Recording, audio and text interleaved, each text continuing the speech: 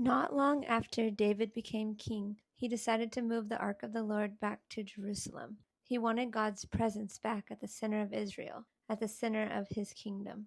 That is what David is known for, a man after God's heart.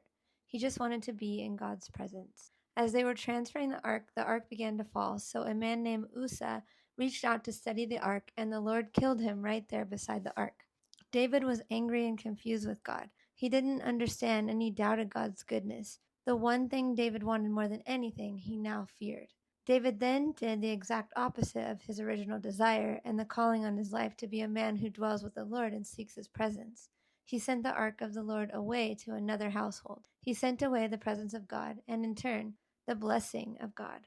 Don't we do this? We encounter something significant in our lives that we don't understand, and we begin to question God's goodness and faithfulness. We get stuck on the unanswered questions instead of surrendering them to the hand of God, and they become a bitter root that grows deep and keeps us from the call of God in our lives. We then move away from the presence of God, and we move away from His blessing, and we miss what He's trying to do in our lives. We can even begin to miss the calling of God in our lives. I realize that I sometimes do this when I continue asking why this happened to Jack instead of looking for what God is going to do with it.